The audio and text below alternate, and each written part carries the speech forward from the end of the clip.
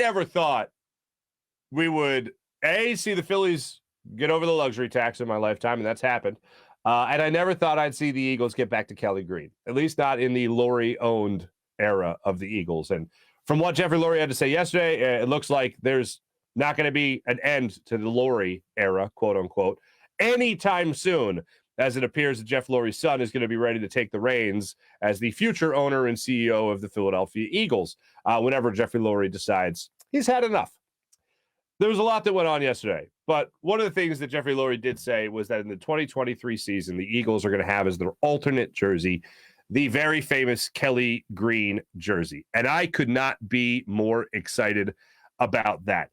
This has been something that, if you haven't been following it, it's been something that I feel the Eagles have danced around for quite some time. And enough people, and Jason will hate that I say this, but he said it publicly, and it's out there, and we've talked about it publicly together. Jason Avant flat out told me the Luries hate Kelly Green. Now, I don't know if it's the reasoning behind it or not, but the Luries weren't a part of the Kelly Green era. The Kelly Green era got associated with a lot of losing, unfortunately, and the Eagles just wanted to separate themselves from that and have their own midnight green. They ended up winning the Super Bowl in midnight green, and here we are still giving a damn about the Kelly Green uniform.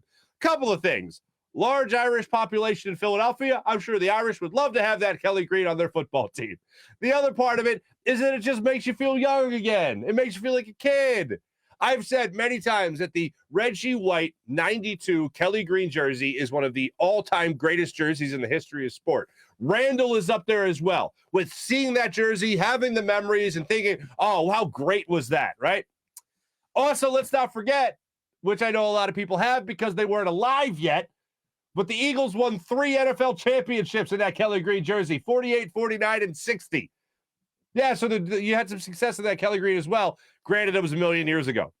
But still, we all like looking back on those old photos of Chuck Bednarik. We all like looking back on those photos, from the 80s and the gangrene defense and all that stuff. We love that, the ultimate weapon of Randall Cunningham. We love looking back on that.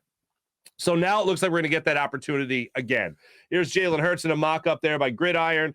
And then here is Devontae Smith in another mock-up. And just tell me this doesn't get you excited to see it finally. The holdup for all of this apparently was a jersey matching a helmet.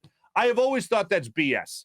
The black jerseys have the green trim, and the green trim around the neck doesn't match the helmet. So I always thought that was a weird excuse from Jeffrey Lurie, but apparently that's league rules.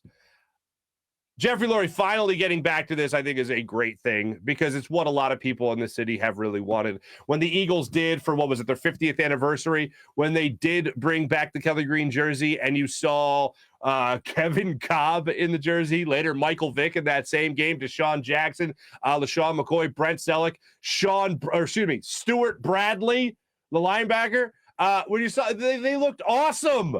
I couldn't believe that it took him so long to even get to that point.